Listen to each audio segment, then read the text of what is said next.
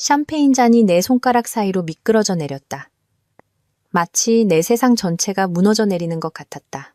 결혼기념일 파티가 한창인 우리 집 대리석 바닥 위로 크리스털 조각들이 흩뿌려졌다. 각각의 조각은 내가 지난 3년간 살아온 거짓말을 비추고 있었다.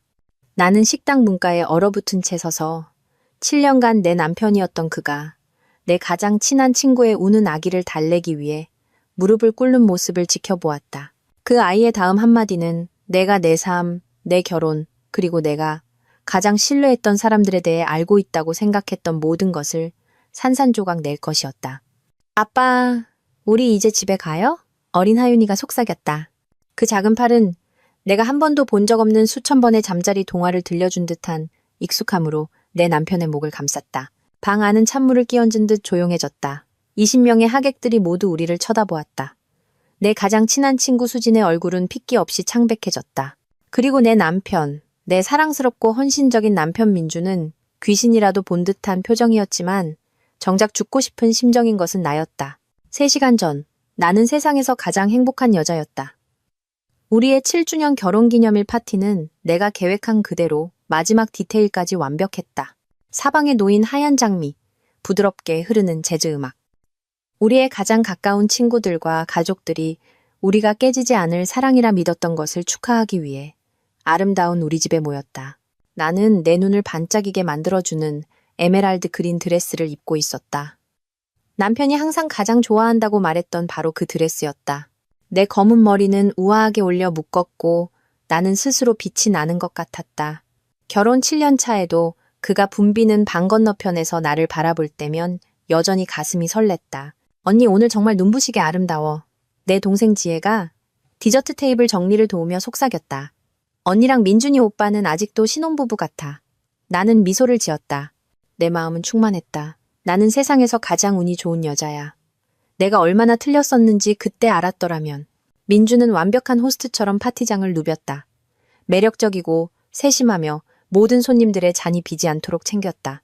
그는 성공한 건축가였고 키가 크고 잘생겼으며 대학 시절 내 마음을 사로잡았던 친절한 갈색 눈을 가졌다. 모두가 그를 사랑했고 특히 내가 그랬다. 한 말씀 한 말씀 그의 동업자가 와인잔을 들어 올리며 외쳤다. 민주는 웃으며 나를 가까이 끌어당겼다. 그의 팔이 내 허리를 따뜻하게 감쌌다. 알겠습니다. 알겠습니다. 방이 조용해지자 그는 목을 가다듬었다. 7년 전 저는 제 가장 친한 친구이자 제 소울메이트, 제 모든 것과 결혼했습니다. 지수야, 당신은 내 삶의 모든 날을 당신의 존재만으로 더 나은 것으로 만들어줬어. 그가 내 뺨에 키스하자 손님들은 박수를 쳤다. 나는 기쁨의 눈물이 눈가를 적시는 것을 느꼈다. 앞으로의 7년을 위하여 그가 말을 이었다. 그리고 그 후의 70년을 위하여 모두가 환호하며 잔을 들었다. 나는 남편에게 더 가까이 다가가 그의 익숙한 향수 냄새를 들이마시며 안전하고 사랑받고 완전한 느낌을 받았다. 수진이 3살 배기 하윤이를 엉덩이에 걸치고 내 옆에 나타났다. 고등학교 때부터 내 가장 친한 친구였던 그녀는 피곤해 보였다. 그녀는 하윤이를 임신했을 때 남자가 떠난 후로 줄곧 싱글맘이었다. 나는 가능한 한 그녀를 도우려고 노력했다. 하윤이를 돌봐주고 장을 받아주고 그녀에게 필요한 버팀목이 되어주었다. 지수야, 파티. 정말 대단하다. 수진이 하윤이를 부드럽게 흔들며 말했다. 정말 실력 발휘 제대로 했네. 완벽했으면 했어. 나는 하윤이의 턱을 간지리며 대답했다. 아이는 킥킥 웃으며 엄마의 어깨에 얼굴을 묻었다. 엄마, 졸려. 하윤이가 칭얼거렸다. 알아, 아가. 우리 곧 집에 갈 거야. 수진이 달랬다. 손님 방에 재우지 그래? 내가 제안했다. 네가 갈 준비될 때까지 낮잠 자게 해. 수진은 망설였다. 정말? 패 끼치고 싶지 않은데. 바보 같은 소리 마. 하윤이는 언제나 환영이야. 나는 수진이 하윤이를 안고 위층으로 올라가는 것을 보며 나 자신의 아이를 얼마나 원하는지에 대해 생각했다. 민준과 나는 2년 동안 노력했지만 소식이 없었다. 의사는 우리 둘 다 아무 문제가 없다고 했다. 때로는 이런 일들이 시간이 걸릴 뿐이라고. 하지만 수진과 하윤이를 볼 때마다 내 마음은 늘 갈망으로 아팠다. 파티는 아름답게 계속되었다. 친구들은 민준과 나에 대한 재미있는 이야기를 나누었고 부모님은 내 어린 시절 사진으로 나를 당황하게 하셨다. 그리고 민준의 어머니는 내가 당신의 아들을 얼마나 행복하게 만들어 주었는지에 대한 감동적인 연설을 하셨다. 밤 10시쯤 사람들이 떠나기 시작했다. 나는 부엌에서 남은 케이크를 포장하고 있을 때 위층에서 하윤이가 우는 소리를 들었다. 가여운 것, 낯선 곳에서 깨서 혼란스러웠나 보네. 내가 가서 확인해 볼게. 민준이 이미 계단으로 향하며 외쳤다. 나는 조용히 콧노래를 부르며 정리를 계속했다. 파티는 내가 꿈꿨던 모든 것이었다. 나는 이미 우리의 10주년 기념일에는 무엇을 할지 계획하고 있었다. 그때 계단에서 발소리가 들렸다. 민준의 무거운 발걸음과 그 뒤를 따르는 가벼운 발걸음. 수진이 하윤이를 데리러 올라갔나 보다. 나는 작별 인사를 하려고 식당 쪽으로 걸어갔다. 여전히 미소를 띠고 여전히 행복에 겨워 빛나고 있었다. 그리고 내 세상이 폭발했다. 하윤이는 울고 있었고 절박한 작은 팔로 민준에게 뻗치고 있었다. 아빠, 우리 이제 집에 가요? 그 단어는 물리적인 타격처럼 나를 쳤다. 아빠, 민준 삼촌이나 엄마 친구가 아니라 아빠. 나는 방 안에 남은 얼굴들이 유리 깨지는 소리 쪽으로 향하는 것을 슬로우 모션으로 지켜보았다. 내 샴페인 잔은 발치에서 산산조각이 났지만 발목에 난 상처를 느낄 수 없었다. 배신감에 짓누르는 무게 외에는 아무것도 느낄 수 없었다. 민준의 얼굴은 하얗게 질렸다. 수지는 기절할 것 같았다. 하윤이는 방 안에 갑작스러운 긴장감에 혼란스러워하며 계속 울었다. 지수야. 민준이 떨리는 목소리로 시작했지만 내 귀에 윙윙거리는 소리 때문에 들을 수 없었다. 3살. 하윤이는 3살이었다. 나는 수정처럼 맑은 정신으로 계산을 했다. 민준과 나는 2년 동안 아기를 가지려고 노력해왔다. 하윤이는 3살. 즉, 그녀는 4년 전에 잉태되었다. 4년 전. 민준이 인생의 사춘기라고 불렀던 시기. 그가 멀어지고 변덕스러워지며 생각할 공간이 필요하다고 주장했던 때. 그가 늦게까지 일하고 친구들과 더 자주 어울리기 시작했을 때. 그가 내 가장 친한 친구와 잠자리를 하고 있었을 때. 나가. 그 말은 속삭임처럼 나왔지만 칼처럼 침묵을 갈랐다. 지수야, 제발 설명하게 해줘. 민준이 내 쪽으로 다가왔다. 나가. 나는 목소리가 갈라지며 소리쳤다. 당신들 전부 내 집에서 나가. 남아있던 손님들은 놀란 새들처럼 흩어졌다. 동생 지혜가 내게 다가오려 했지만 나는 떨리는 손을 들어 그녀를 막았다. 지혜 넌 아니야. 나머지 전부. 지금 당장. 민준은 무언가 말하고 싶어 하는 것 같았지만 수진이 그의 팔을 잡았다. 가야 해. 그녀가 다급하게 속삭였다. 그들은 함께 떠났다. 내 남편과 내 가장 친한 친구가 내 아이였어야 할 아이를 안고서. 그들의 배신이 수년간 계속되었음을 증명하는 아이를. 나는 아름다운 식당에 홀로 서 있었다. 내가 완벽한 결혼 생활이라 생각했던 것에 잔해에 둘러싸인 채. 그리고 내 심장이 있던 자리에 차갑고 단단한 무언가가 자리 잡는 것을 느꼈다. 그들은 나를 속일 수 있다고 생각했다. 내가 헌신적인 아내와 힘이 되어주는 친구 역할을 하는 동안 그들은 내 등 뒤에서 행복한 가족 놀이를 하며 그들의 비밀을 영원히 지킬 수 있다고 생각했다. 하지만 그들은 한 가지 결정적인 실수를 저질렀다. 그들은 나를 과소평가했다. 떨리는 손으로 깨진 유리를 쓸어 담으며 내 머리는 이미 움직이고 있었다. 계획하고 계산하고 있었다. 그들은 내 인생을 파괴하고 싶어 했다. 좋아. 하지만 나는 그들이 저지른 모든 거짓말, 모든 배신, 그들이 훔쳐간 모든 행복의 순간에 대해 대가를 치르게 할 것이다. 게임은 이제 막 시작되었고 나는 이길 작정이었다. 모두가 떠난 후 집은 무덤처럼 느껴졌다. 나는 아름다운 기념일 드레스를 입은 채 거실 바닥에 앉아 있었다. 텅 빈 와인잔과 구겨진 냅킨에 둘러싸여 방금 일어난 일을 처리하려고 애썼다. 하윤이가 민준을 아빠라고 불렀다. 그 단어는 고장난 레코드처럼 머릿속에서 계속 맴돌았다. 나는 떨리는 손가락으로 휴대폰을 꺼내 사진 갤러리를 열었다. 지난 3년간의 사진이 수백 장 있었다. 가족 모임, 생일 파티, 수진과 하윤이가 함께했던 평범한 저녁 식사들. 나는 새로운 눈으로 사진들을 훑어보며 내가 놓쳤던 단서들을 찾았다. 거기 있었다. 하윤이의 2번째 생일 파티에서 수진의 어깨에 올려진 민준의 손. 하윤이가 촛불을 끄는 것을 도우며 짓던 그의 부드러운 미소. 수진이 부탁하기도 전에 그가 항상 하윤이에게 필요한 것을 정확히 아는 듯했던 방식. 어떻게 내가 그렇게 눈이 멀었을까? 휴대폰이 울렸다. 민준에게서 온 문자였다. 제발 집에 들어가게 해줘. 우리 얘기 좀 해야 해. 나는 글자들이 흐려질 때까지 메시지를 쳐다보았다. 집. 그는 이곳을 집이라고 불렀다. 하지만 그는 이제 다른 집이 있지 않은가? 수진과 하윤이와 함께. 그의 진짜 가족과 함께. 나는 답장했다. 오지 마. 생각할 시간이 필요해. 또 다른 진동. 사랑해 지수야. 제발 우리를 포기하지 마. 나는 거의 웃을 뻔했다. 그는 나를 너무나 사랑해서 수년간 이중 생활을 해왔다. 그는 나를 너무나 사랑해서 내가 그의 세상 전부라고 믿게 만들면서 내 등 뒤에서는 다른 세상을 만들고 있었다. 나는 휴대폰을 끄고 위층 침실로 걸어갔다. 모든 것이 똑같아 보였다. 침실 탁자 위에 우리 결혼 사진, 옷장 안에 민준의 옷, 침대, 그의 쪽에 놓인 그가 읽던 책. 하지만 모든 것이 내가 무심코 연기해온 연극의 소품처럼 느껴졌다. 나는 그의 침실 서랍을 열었다. 무엇을 찾고 있었을까? 증거, 물증. 나는 그의 여권, 오래된 영수증 몇 개, 그리고 내가 전에 본 적 없는 작은 벨벳 상자를 발견했다. 나는 떨리는 손으로 그것을 열었다. 안에는 작은 참이 달린 섬세한 은팔찌가 있었다. 여자아이의 팔찌, 하윤이의 팔찌. 영수증은 아직 상자 안에 있었다.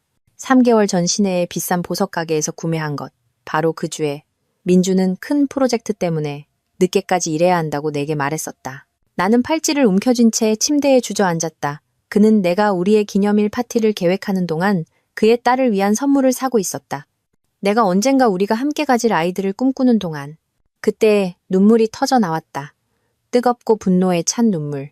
결코 멈추지 않을 것 같은 눈물이었다.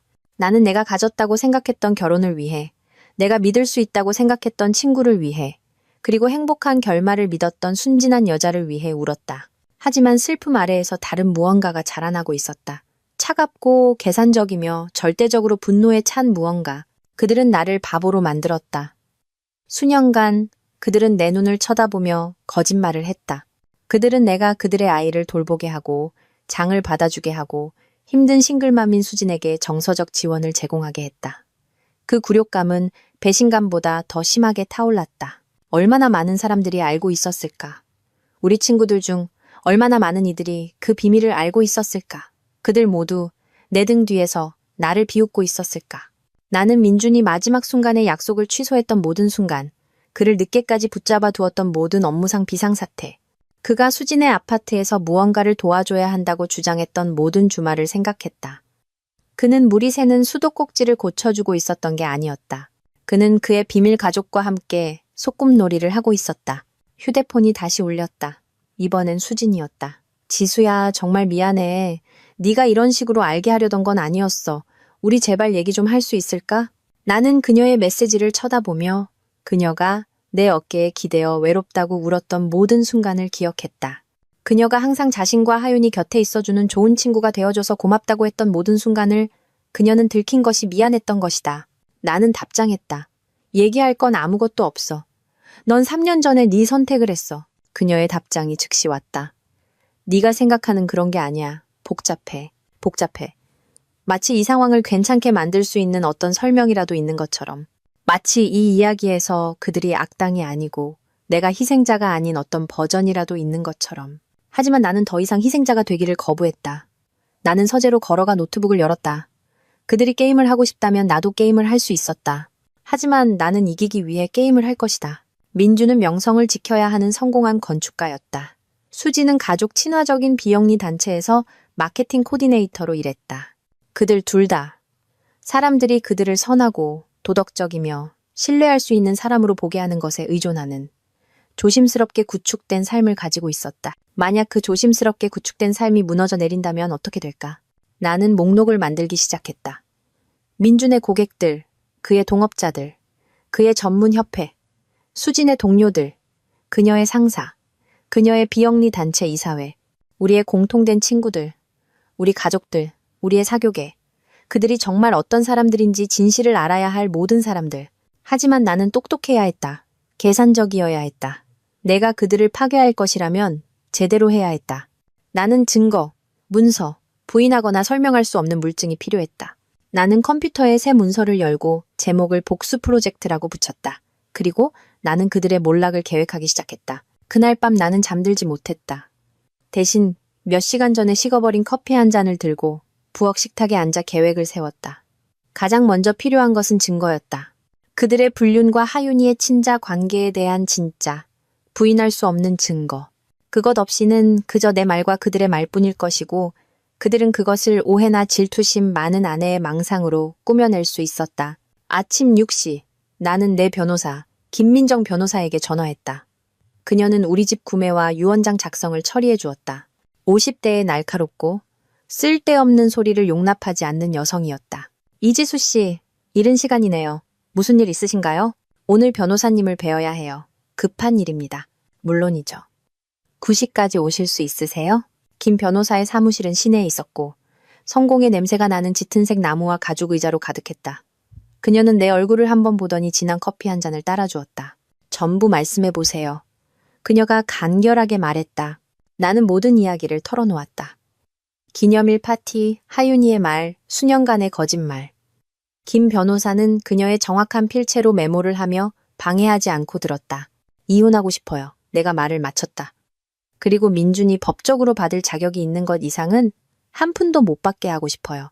김 변호사는 의자에 등을 기댔다. 우선 친자 관계를 확립해야 합니다. 그것 없이는 이건 그냥 추측일 뿐이에요. 어떻게 하죠? 유전자 검사요. 하지만 하윤이의 샘플이 필요할 텐데 수진 씨가 협조하지 않으면 까다로울 겁니다. 나는 그것에 대해 생각했다. 내가 하윤이의 DNA가 묻은 무언가를 구할 수 있다면 그녀가 마신 컵이나 가지고 놀던 장난감 같은 거.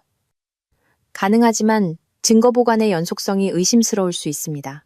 공식적으로 하는 것이 더 낫습니다. 김 변호사가 메모장에 펜을 두드렸다. 다른 문제가 있습니다. 만약 민준 씨가 하윤이의 아버지라면 그는 3년간 양육비를 회피해온 겁니다. 그건 그에게 심각한 결과를 초래할 수 있는 법적 문제입니다. 만족감의 불꽃이 내 가슴을 따뜻하게 했다. 어떤 종류의 결과요? 임금 압류, 자산 압류, 체납액에 따라서는 징역형도 가능합니다. 그리고 만약 그가 양육비 의무를 피하기 위해 의도적으로 친자 관계를 숨겨왔다면 그건 사기입니다. 좋아요. 나는 진심으로 말했다. 김 변호사는 눈썹을 치켜 올렸다. 지수 씨, 화가 나신 건 이해하지만 우리는 전략적으로 움직여야 합니다. 만약 당신이 앙심을 품은 것처럼 보이면 이혼 소송에서 불리하게 작용할 수 있습니다. 저는 앙심을 품은 게 아니에요. 내가 차분하게 대답했다. 저는 철저한 겁니다. 김 변호사의 사무실을 나온 후 나는 민준의 건축 사무소로 차를 몰았다. 수년간 수십 번을 갔던 곳이었다. 회사 파티, 그에게 점심을 가져다 주기, 저녁 약속을 위해 그를 데리러 가기. 접수원인 미영 씨는 나를 잘 알았다. 사모님 오셨어요. 정말 반갑네요. 이사님은 지금 회의 중이신데 사실 오늘은 미영 씨를 보러 왔어요. 내가 가장 밝은 미소로 말했다. 다음 달 민준 씨 생일에 서프라이즈 파티를 계획 중인데 날짜를 제대로 잡으려면 그의 일정을 확인해야 해서요. 미영 씨는 환하게 웃었다. 어머, 정말 멋져요. 이사님은 정말 복 받으셨네요. 그녀가 알았더라면 지난 몇 달간의 일정을 좀 출력해 주실 수 있을까요? 중요한 고객 회의나 마감일은 피하고 싶어서요. 물론이죠. 미영 씨가 컴퓨터에서 민준의 일정을 불러왔다. 올해 1월부터 드릴까요? 사실 좀 더 이전으로 가주실 수 있을까요? 작년까지요? 그의 바쁜 시즌 패턴을 좀 보고 싶어서요. 미영 씨가 민준의 꼼꼼하게 기록된 수개월치 일정을 출력하는 동안 나는 증거를 수집하는 탐정처럼 느껴졌다. 모든 늦은 회의, 모든 주말 현장 방문, 모든 출장이 이제 면밀히 조사될 것이다. 여기 있습니다. 미영 씨가 두꺼운 종이 뭉치를 건네며 말했다. 파티가 멋지게 열리길 바랄게요. 오, 그럴 거예요. 내가 확신시켰다. 절대 잊을 수 없는 파티가 될 겁니다. 다음으로 나는 수진의 아파트 단지로 차를 몰았다. 셀 수 없이 많이 가봤던 곳이지만 이제는 다른 눈으로 보고 있었다. 그곳은 좋은 곳이었다. 양육비도 받지 않는 비영리 단체 월급쟁이에게는 너무 좋은 곳. 나는 길 건너편에 주차하고 기다렸다. 11시 30분, 수진이 하윤이와 함께 나와 그녀의 차로 향했다.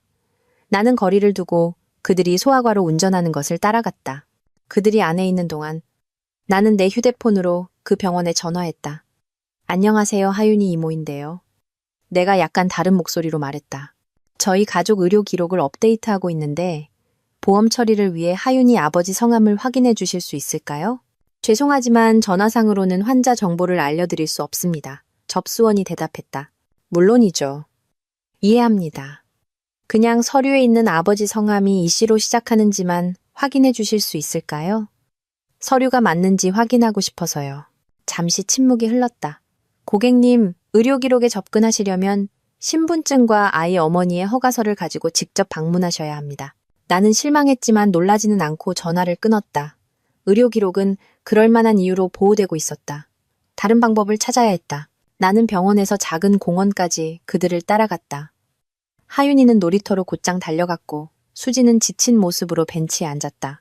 나는 차 안에서 하윤이가 노는 것을 지켜보며 그녀의 움직임, 그녀의 버릇들을 주목했다. 그녀는 민준의 눈을 가지고 있었다. 어떻게 내가 전에 그걸 알아채지 못했을까? 휴대폰이 울렸다. 화면에 민준의 이름이 떴다. 나는 음성 사서함으로 넘긴 다음 그의 메시지를 들었다. 지수야, 제발. 네가 화난 거 알아. 그럴 자격 충분히 있고. 하지만 우리 어른답게 이 문제에 대해 얘기해야 해. 오늘 밤 집에 갈 거야. 네가 원하든 원하지 않든. 여기는 내 집이기도 해. 그의 집, 우리의 집. 우리가 아이들로 가득 채울 꿈을 꾸며 함께 산 집. 그가 이미 다른 사람과 낳은 아이들. 나는 집으로 돌아와 오후 내내 우리의 재정 기록을 샅샅이 뒤졌다.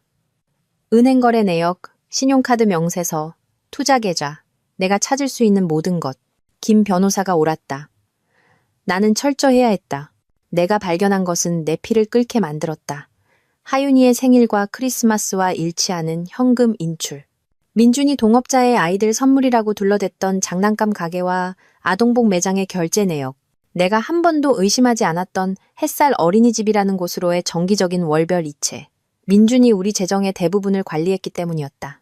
그는 우리 돈으로 그의 비밀 가족을 부양하고 있었다. 내 월급이 보태진 공동계좌에서 나온 내 돈으로. 나는 모든 것을 출력해서 깔끔한 폴더에 정리했다.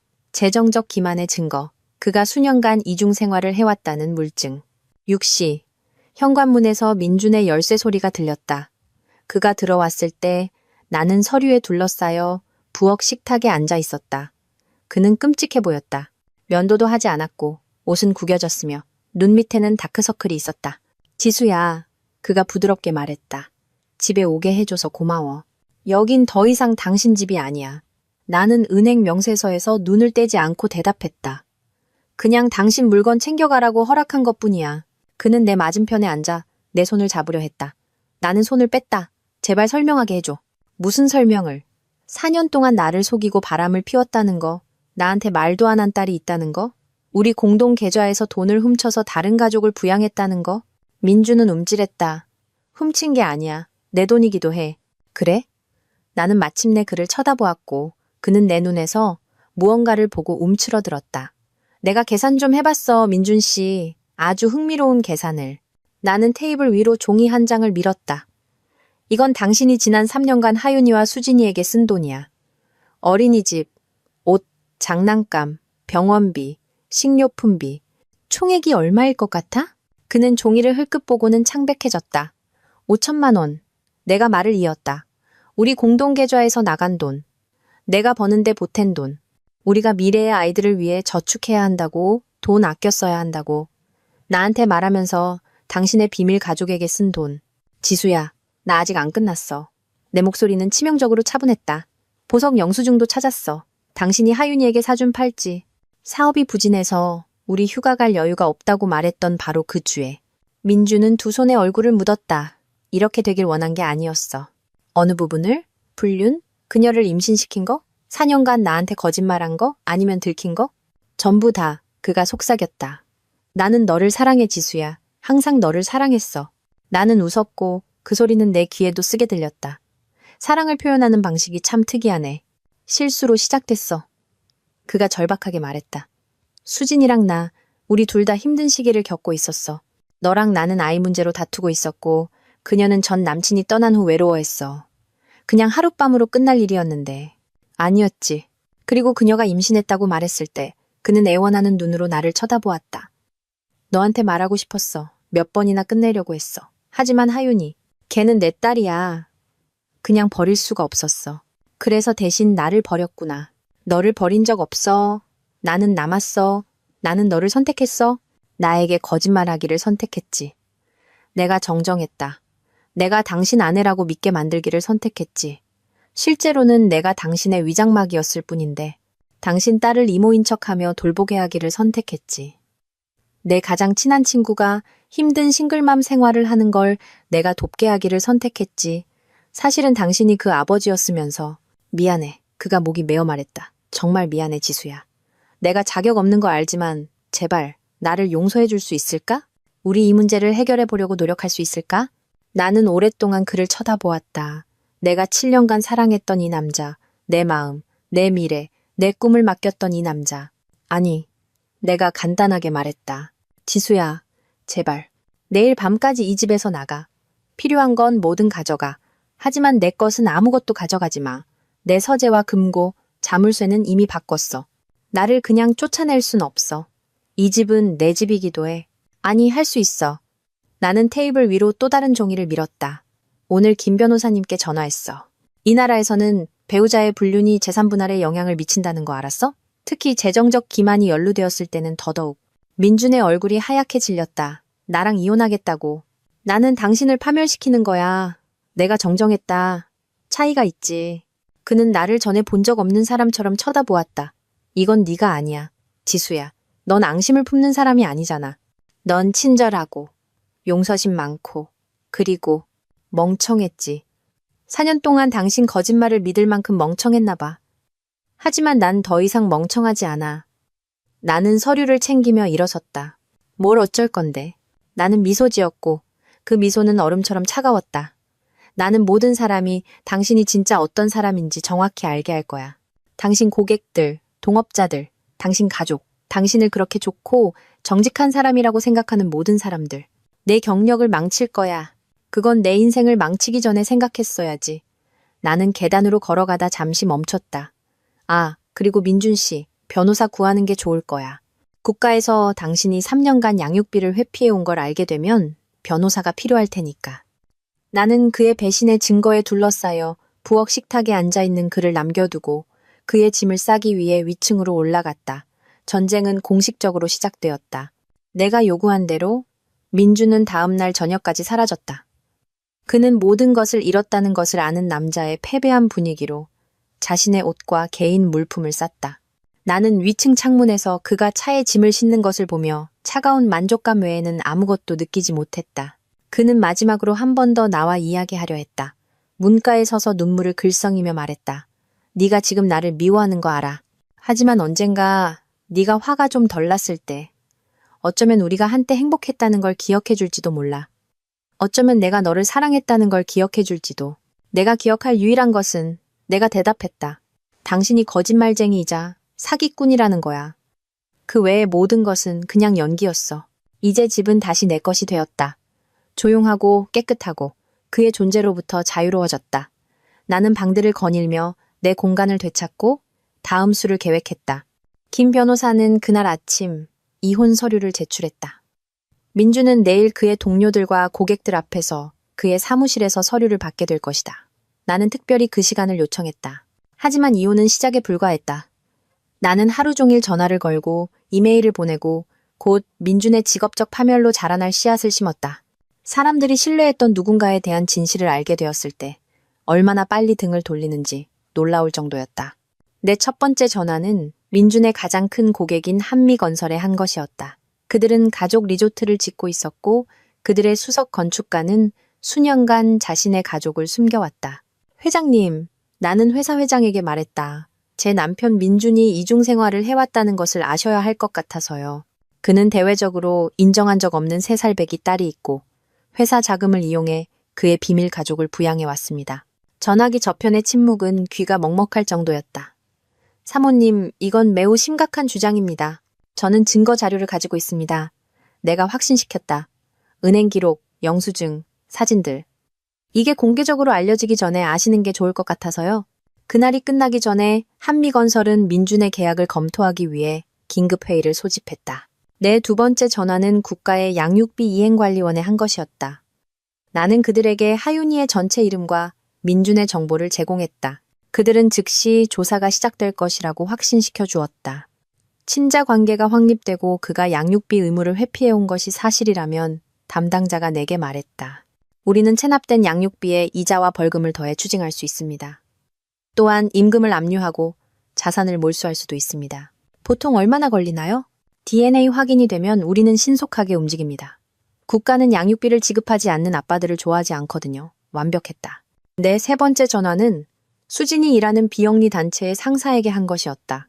나는 거기서는 좀 더 미묘하게 수진의 개인적인 상황과 그것이 가족 가치를 중시하는 단체를 대표하는 그녀의 능력에 영향을 미칠 수 있는지에 대한 우려를 표했다. 그저 아셨으면 해서요. 내가 조심스럽게 말했다. 수진 씨가 유부남과 장기간 불륜 관계에 있었다는 것을요. 그것이 귀 단체의 사명과 부합하는지는 잘 모르겠습니다. 대화는 짧았지만 나는 그녀 상사의 목소리에서 우려를 들을 수 있었다. 비영리 단체는 명성으로 먹고 산다. 어떤 스캔들의 기미라도 기부자와 자금을 잃게 할 수 있었다. 이제 나는 내 계획의 2단계를 준비하고 있었다. 나는 이번 주말에 우리 사교계 전체를 저녁 파티에 초대했다. 우리 기념일 축하해왔던 모든 친구들과 몇 명 더. 초대장은 신중하게 작성되었다. 제 삶의 최근 변화에 대한 중요한 소식을 나누는 자리에 함께 해주세요. 이 어려운 시기에 여러분의 우정과 지지는 제게 전부입니다. 모두가 수락했다. 그들은 호기심이 많고 걱정스러워하며 그들의 친구가 겪고 있는 어떤 위기든 돕고 싶어 했다. 그들은 자신들이 민준과 수진의 사회적 처형을 목격하러 오고 있다는 것을 전혀 몰랐다. 나는 목요일을 저녁 파티를 위해 쇼핑하며 보냈다.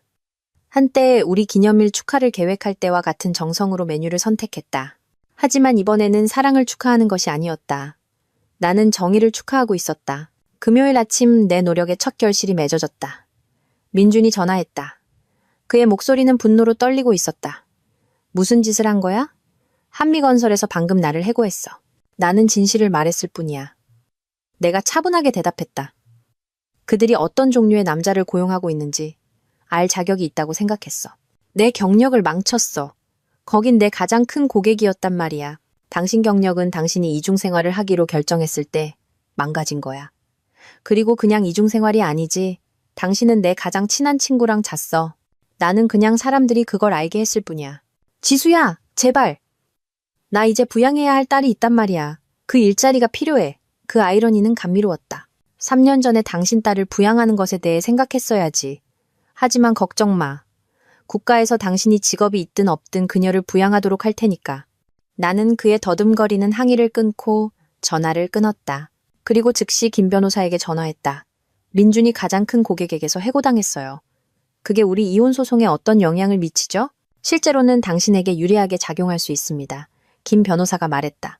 그의 수입이 크게 줄면 자산을 위해 싸울 능력이 줄어들겠죠. 그리고 만약 그가 양육비를 낼 수 없다면 국가는 그를 더욱더 거세게 추적할 겁니다. 좋아요. DNA 검사는요? 강제 이행 명령을 신청했습니다. 상황을 고려할 때 받아들여질 것 같아요. 특히 양육비 이행 관리원이 우리를 지지하고 있으니까요. 모든 것이 완벽하게 맞아떨어지고 있었다. 금요일 오후 동생 지혜에게서 전화가 왔다. 언니, 방금 민준이 오빠 얘기 들었어. 괜찮아? 소문은 이미 퍼지고 있었다. 정확히 내가 계획한 대로 괜찮은 것보다 더 좋아. 내가 말했다. 나는 자유로워. 어떻게 언니한테 이럴 수가 있어. 그것도 수진이랑. 난 걔 원래 싫어했어. 알지? 항상 뭔가 가식적인 게 있었어. 나는 거의 미소 지을 뻔했다. 지혜는 전에 수진을 싫어한다고 언급한 적이 없었지만 사람들은 스캔들이 터지면 역사를 다시 쓰는 것을 좋아한다. 내일 밤 내 저녁 파티에 올래? 내가 물었다. 한 번에 모든 사람에게 말할 거야. 계속 이야기를 반복하고 싶지 않아. 물론이지. 뭐 도와줄 거 있어? 그냥 드라마에 대한 식욕만 가져와. 토요일 저녁은 맑고 깨끗했다. 나는 하루 종일 준비하며 씁쓸한 아이러니와 함께 민준이 가장 좋아하는 음식을 요리했다. 이것은 우리 사교계에서 그의 마지막 만찬이 될 것이었다. 기억에 남을 만한 것이어야 했다. 손님들은 7시에 정확히 도착했다. 지혜와 그녀의 남편, 우리 대학 친구들, 민준의 동업자인 데이비드와 그의 아내, 내 직장 동료 등등. 민준과 수지는 눈에 띄게 없었지만 나는 그들이 나타날 것이라고 기대하지 않았다. 민준 씨는 어디 있어요? 내가 칵테일을 서빙하자 한 친구가 물었다. 또 늦게까지 일해요? 민준 씨는 오늘 우리와 함께하지 않을 거예요. 내가 신비로운 미소로 말했다. 저녁 식사하면서 모든 걸 설명할게요. 대화는 처음에는 쉽게 흘러갔다. 모두가 내 중요한 소식에 대해 궁금해했지만 너무 예의가 발라서 캐묻지는 않았다. 그들은 음식을 칭찬하고 일에 대해 묻고 공동의 친구들에 대한 가십을 나누었다. 나는 폭탄을 터뜨리기 위해 디저트까지 기다렸다. 오늘 밤 와주신 모든 분께 감사드립니다. 내가 테이블 상석에 서서 시작했다. 수년간 여러분의 우정은 제게 전부였습니다. 그래서 여러분이 이 소식을 제게서 직접 들으셨으면 했습니다. 테이블은 조용해졌다. 모두가 기대에 차서 앞으로 몸을 기울였다. 민준 씨와 저는 이혼합니다. 충격의 탄식과 수군거림이 테이블 주위로 퍼져나갔다. 이게 놀랍다는 거 알아요? 내가 말을 이었다. 저도 놀랐으니까요. 7년간 제 남편이었던 사람이 지난 4년간 제 가장 친한 친구인 수진이와 불륜 관계였다는 것을 발견했을 때요. 한 친구의 와인잔이 쨍그랑 소리를 내며 테이블에 부딪혔다. 데이비드의 얼굴은 창백해졌다. 하지만 그게 가장 충격적인 부분은 아니에요. 내가 차분하고 꾸준한 목소리로 말했다. 가장 충격적인 부분은 그들 사이에 3살배기 딸이 있다는 거예요.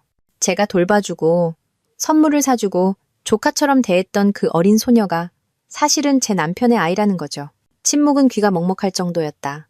나는 그들의 머릿속에서 톱니바퀴가 돌아가는 것을 볼 수 있었다. 그들이 민준을 하윤이와 함께 본 모든 순간, 그가 다정한 삼촌 역할을 했던 모든 가족 모임을 기억해내는 것을 저는 우리 기념일 파티에서 알게 됐어요. 내가 말을 이었다. 하윤이가 모든 사람 앞에서 민준을 아빠라고 불렀을 때요. 아무래도 3살배기에게는 그들의 비밀을 지키는 것이 너무 벅찼나 봐요. 지혜는 울고 있었다. 다른 친구는 분노에 찬 표정이었다. 데이비드는 사라지고 싶다는 듯 자신의 접시를 쳐다보고 있었다. 여러분 모두가 아셨으면 했던 이유는 민준 씨가 아마 이 이야기를 꾸며내려고 할 것이기 때문이에요. 그는 변명을 하고 실수였다고 주장하고 그가 한 짓을 축소하려고 할 거예요. 하지만 저는 증거를 가지고 있어요. 그가 우리 돈으로 그들을 부양해 온 것을 보여주는 은행 기록. 그가 우리에게는 여유가 없다고 말하면서 하윤이에게 사준 선물 영수증. 수년간 이어진 그의 거짓말에 대한 문서들. 마침내 한 친구가 입을 열었다. 지수야, 정말 미안해. 우리는 전혀 몰랐어. 물론 몰랐겠죠. 그들은 매우 조심했고 매우 교활했고 자기 결혼 생활에서 무슨 일이 벌어지고 있는지조차 모르는 바보처럼 나를 보이게 하는데 아주 능숙했으니까요. 나는 다시 자리에 앉아 와인 한 모금을 마셨다. 소문이 퍼지기 전에 진실을 아셨으면 했어요. 민준 씨는 이미 한미건설에서 해고당했고 국가는 그에게 밀린 양육비를 추징하고 있으며 저는 이혼 소송에서 그가 가진 모든 것을 가져올 겁니다. 잘했어. 한 친구가 맹렬하게 말했다. 그는 당해도 싸. 저녁의 나머지 시간은 민준과 수진의 배신을 분석하는 데 쓰였다. 내 친구들은 내 주위에 모여 분노를 나누고 지지를 제안하고 그 사기꾼 커플과 모든 관계를 끊겠다고 약속했다. 모두가 떠날 무렵 민준과 수진의 사회적 파멸은 완료되었다. 소문은 며칠 안에 우리 전체 서클에 퍼질 것이었다. 그들은 사회적으로 버림받은 자, 모두가 속삭이고 아무도 어울리고 싶어하지 않는 커플이 될 것이었다. 설거지를 하면서 나는 가슴속에 깊은 만족감이 자리 잡는 것을 느꼈다. 이것은 시작에 불과했다. 민주는 해고당했을 때 모든 것을 잃었다고 생각했겠지만 그는 자신이 얼마나 더 많은 것을 잃게 될지 전혀 몰랐다. 내 휴대폰이 모르는 번호로부터 온 문자로 울렸다.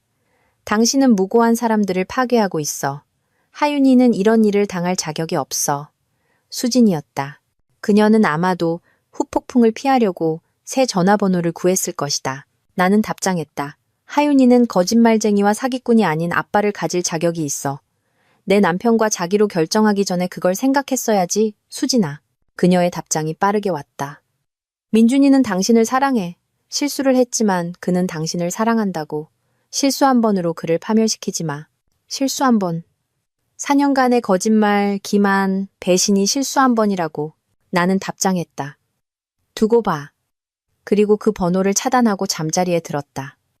이미 나의 다음 수를 계획하면서 전쟁은 아직 끝나지 않았다. 월요일 아침, 내 커피를 승리의 맛으로 만들어준 소식이 들려왔다. 김 변호사가 며칠 만에 처음으로 나를 미소 짓게 한 업데이트를 가지고 전화했다. DNA 검사가 신속 처리되었습니다. 그녀가 말했다. 민준 씨 변호사가 법정 명령을 받는 것보다 협조하는 것이 낫다고 조언했나 봐요. 현명한 판단이죠. 결과가 나오기까지 얼마나 걸리죠? 72시간이요. 하지만 지수 씨, 다른 소식이 있어요. 양육비 이행관리원이 제가 예상했던 것보다 더 빨리 움직였어요. 그들은 이미 친자관계 결과가 나올 때까지 민준 씨의 은행 계좌를 동결시켰습니다. 나는 커피잔을 내려놓으며 그 순간을 음미했다. 전부요? 그들이 찾을 수 있는 모든 계좌요. 그리고 그의 차에도 가압류를 걸었습니다. DNA가 우리가 이미 아는 사실을 확인해주면 그들은 3년간의 체납 양육비에 벌금을 더해 추징할 겁니다. 수억 원대의 빚이 될 거예요. 민준의 재정적 파멸은 내가 희망했던 것보다 훨씬 더 빠르게 일어나고 있었다. 하지만 나는 아직 끝나지 않았다. 그날 오후 나는 민준이 비밀리에 자금을 대고 있던 바로 그 햇살 어린이집으로 차를 몰았다. 나는 미리 전화를 걸어 걱정하는 가족인 척했다. 저는 하윤이 이모예요. 나는 50대로 보이는, 친절해 보이는 원장에게 말했다. 가족 서류 업데이트를 돕고 있는데요. 기록에 하윤이 아버지로 누가 등재되어 있는지 확인해 주실 수 있을까요? 원장은 망설였다. 죄송하지만 그 정보는 부모님과만 상의할 수 있습니다. 물론이죠. 완전히 이해합니다. 나는 잠시 멈췄다가 무심하게 덧붙였다. 양육권 소송 전에 모든 것이 제대로 되어 있는지 확인하고 싶어서요. 그녀의 눈이 살짝 커졌다. 양육권 소송이요? 오, 못 들으셨어요? 하윤이 부모님이 지금 법적인 문제를 좀 겪고 있어서요. 제가 서류 정리하는 걸 돕고 있는 중이에요. 나는 극적으로 한숨을 쉬었다. 가족이 무너질 땐 정말 복잡하죠. 나는 어린이집을 떠나면서 몇 시간 안에 직원들이 하윤이네 가족 드라마에 대해 가십을 나눌 것이라는 것을 알았다. 소문은 다른 부모들에게 퍼져 민준과 수진에 대한 진실을 아는 또 다른 사람들의 원을 만들어낼 것이다. 화요일에는 내 캠페인의 소셜미디어 단계가 시작되었다. 나는 앙심을 품고 절박해 보이는 직접적인 글은 올리지 않도록 조심했다. 대신 내 저녁 파티에 참석했던 친구들의 게시물에 좋아요를 누르고 댓글을 달았다. 한 친구가 알고 있다고 생각했던 사람들에게 충격받았다는 모호한 상태 메시지를 올렸을 때 나는 댓글을 달았다. 때로는 가장 가까운 사람들이 자신의 진짜 모습을 숨기는데 가장 능숙하죠. 이 어려운 시기에 지지해줘서 고마워요. 또 다른 친구가 불륜 통계에 대한 기사를 공유했을 때 나는 덧붙였다. 정말 그렇죠. 배신 자체도 나쁘지만 함께 따라오는 거짓말들이야말로 신뢰를 파괴하는 진짜 원인이죠. 각각의 댓글은 씁쓸해 보이기보다는 지지하고 감사하는 것처럼 보이도록 신중하게 작성되었다. 하지만 그것들은 그들의 목적을 달성했다. 사람들의 마음속에 이야기를 살아있게 하고 민준과 수진의 평판이 계속해서 무너지도록 보장했다. 수요일 아침 김 변호사가 내가 기다리던 소식을 가지고 전화했다. DNA 결과가 나왔습니다. 민준 씨는 명백히 하윤이의 아버지입니다. 양육비 이행관리원은 즉시 그의 임금을 압류하고 자산을 몰수하는 절차에 들어갈 겁니다. 그의 동업자인 데이비드와의 관계는요? 거기서부터 일이 흥미로워집니다. 데이비드 씨가 아침 내내 제게 전화를 했어요. 보아하니 민준 씨의 동업 계약서에는 품위 유지 의무 조항이 있더군요. 데이비드 씨는 그를 내보내고 싶어 하지만 법적인 문제 때문에 걱정하고 있습니다. 나는 미소 지었다. 데이비드는 민준의 5년 된 동업자였다. 그들은 함께 건축 사무소를 세웠고 그것은 민준의 주 수입원이었다. 데이비드가 그를 강제로 내보낸다면 데이비드 씨에게 뭐라고 말씀하셨어요? 그 자신의 변호사와 상담해야 한다고요. 하지만 우리끼리 얘기지만 제 생각에 민준 씨는 결혼 생활보다 더 많은 것을 잃게 될 것 같습니다. 그날 오후 나는 예상치 못한 방문객을 맞았다. 수진이 초췌하고 절박한 모습으로 내 문 앞에 서 있었다. 하윤이는 함께 있지 않았다. 우리 얘기 좀 해야 해. 그녀가 말했다. 나는 그녀의 얼굴에 문을 쾅 닫아버릴까 생각했지만 호기심이 이겼다. 5분 주지. 그녀는 나를 따라 거실로 들어와 그녀가 내 친구로서 수없이 앉았던 바로 그 소파, 가장자리에 불안하게 걸터 앉았다. 이거 멈춰야 해. 그녀가 서론 없이 말했다. 민준 씨는 직장을 잃었고 계좌는 동결됐고 이제 데이비드는 동업을 해산하겠다고 말하고 있어. 당신이 그를 파괴하고 있는 거야. 내가 그를 파괴하는 게 아니야. 내가 차분하게 대답했다. 나는 그냥 사람들이 그가 진짜 어떤 사람인지 알게 하는 것뿐이야. 하윤이는 아빠가 필요해. 당신이 그를 완전히 망가뜨리면 그가 어떻게 하윤이를 부양하겠어? 그 아이러니는 숨이 막힐 정도였다. 하윤이는 3년 전에 아빠가 필요했어. 그때 당신의 걱정은 어디 있었는데? 수진의 눈에 눈물이 가득 찼다. 우리가 당신에게 상처 준 거 알아. 우리가 한 짓이 잘못됐다는 것도 알아. 하지만 하윤이는 이 모든 일에 죄가 없어. 맞아. 하윤이는 죄가 없지. 그래서 거짓말쟁이와 사기꾼인 부모보다 더 나은 대우를 받을 자격이 있는 거야. 민준 씨는 나를 위해 당신을 떠나려고 했어. 수진이 터뜨렸다. 당신 기념일 이후에 모든 걸 말하려고 했어. 우리 다 계획해놨었다고. 나는 그녀를 쳐다보았다. 거짓말. 아니야. 그는 나를 사랑해, 지수야. 그는 하윤이를 사랑해. 그는 죄책감 때문에 당신 곁에 머물렀을 뿐이야. 그 말들은 물리적인 타격처럼 날아왔지만 나는 표정을 바꾸지 않았다. 그게 사실이라면 내가 먼저 알게 돼서 그에게 호의를 베푼 셈이네. 이제 그는 죄책감에 부담 없이 당신과 함께 할 수 있잖아. 수진의 얼굴이 일그러졌다. 당신은 이해 못해. 내 직장도 위태로워. 사람들이 수군거려. 하윤이 어린이집에서도 질문을 해. 당신은 민준 씨만 상처 주는 게 아니야. 우리도 상처 주고 있다고. 잘 됐네. 내가 간단하게 말했다. 그녀는 내가 뺨이라도 때린 것처럼 나를 쳐다보았다. 이건 당신이 아니야, 지수야. 당신은 잔인한 사람이 아니잖아. 맞아. 예전의 지수는 잔인하지 않았지. 예전의 지수는 믿음이 많고 순진해서 자기 가장 친한 친구와 남편이 좋은 사람이라고 믿을 만큼 멍청했지. 하지만 그 지수는 이제 없어. 나는 일어서서 우리의 대화가 끝났음을 알렸다. 입은 남았어. 수진도 일어섰다. 절박함이 그녀의 목소리를 날카롭게 만들었다. 뭘 원해? 돈? 사과? 뭘 해야 이걸 멈추겠어? 나는 당신들이 고통받길 원해. 내가 조용히 말했다. 나처럼 모든 것을 잃길 원해. 믿었던 사람들에게 인생이 파괴당하는 게 어떤 기분인지 알길 원해. 우리는 결코 나가. 내 목소리는 얼음 같았다. 그리고 다시는 오지 마. 그녀가 떠난 후 나는 와인 한 잔을 따르고 정원에 앉아 그녀가 한 말에 대해 생각했다. 민주는 어차피 나를 떠날 계획이었다. 그들의 배신은 단지 섹스나 사랑에 관한 것이 아니었다. 그것은 나를 완전히 대체하는 것에 관한 것이었다. 그 사실은 더 고통스러웠어야 했지만 대신 그것은 나를 이 일을 끝까지 해내겠다는 결심을 더 굳게 만들었다. 목요일 마지막 도미노가 쓰러졌다. 데이비드가 개인적으로 내게 전화했다. 그가 전에 한 번도 한 적 없는 일이었다.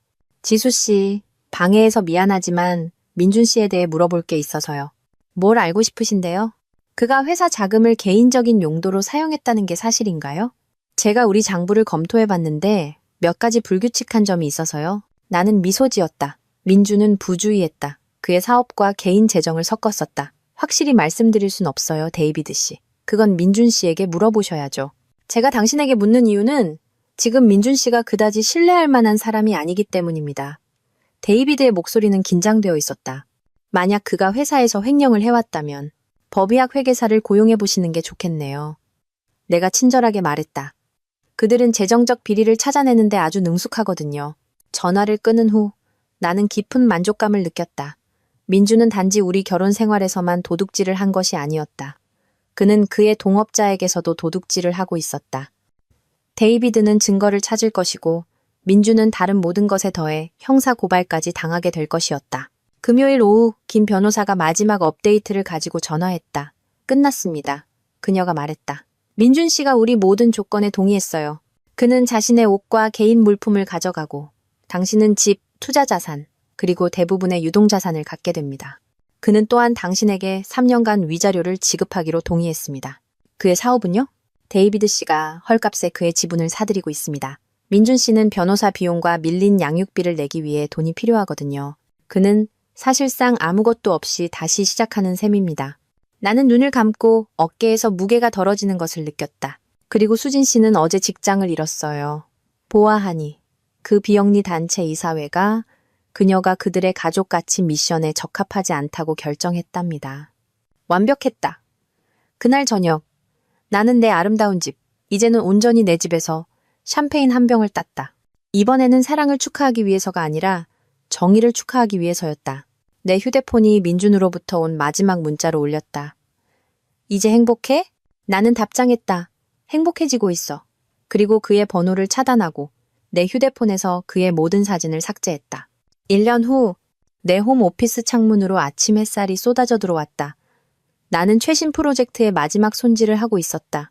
나는 다른 여성들이 이혼 소송을 헤쳐나가는 것을 돕는 컨설팅 사업을 시작했고 그것은 번창하고 있었다.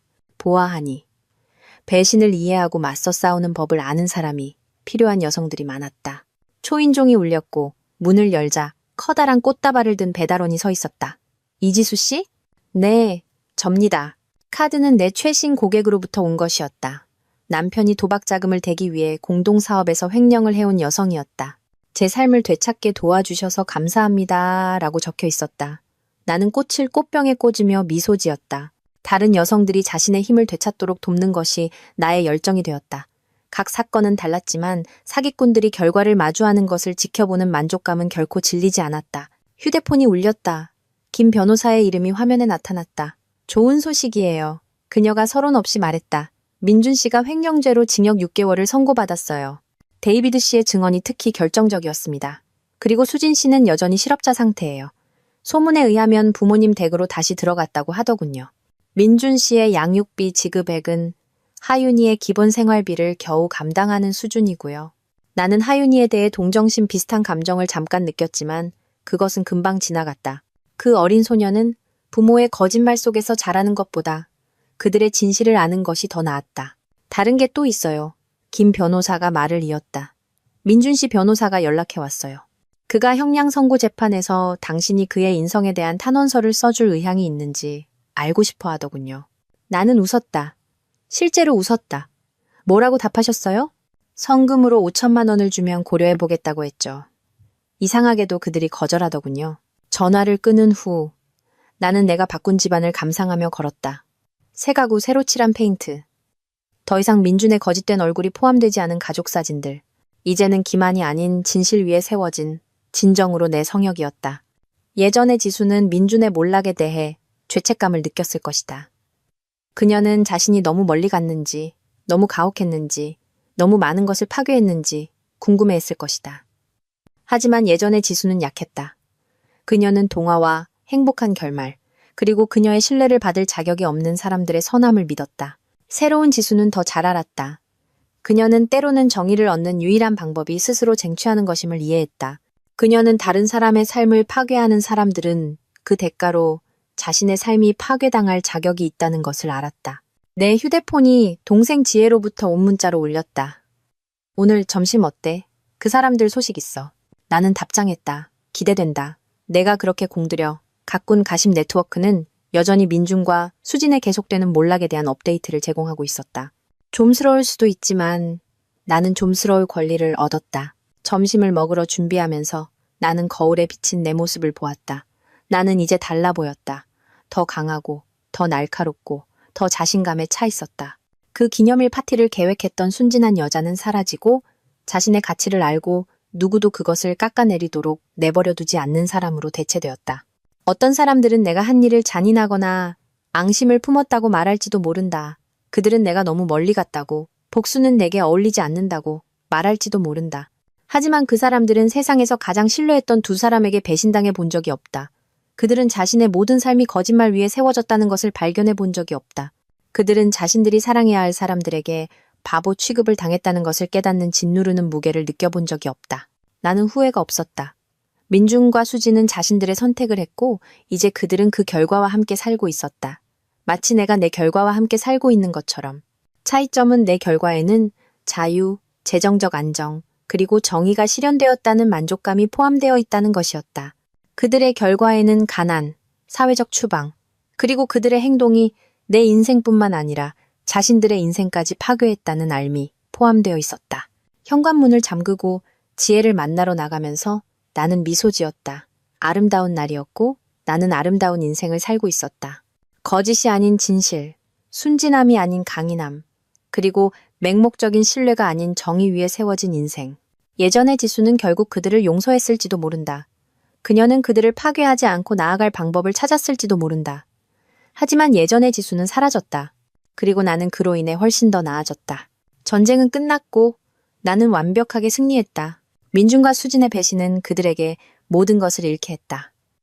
그들의 평판, 그들의 경력, 그들의 재정적 안정, 그리고 우리 모두가 공유했던 공동체에서의 그들의 자리.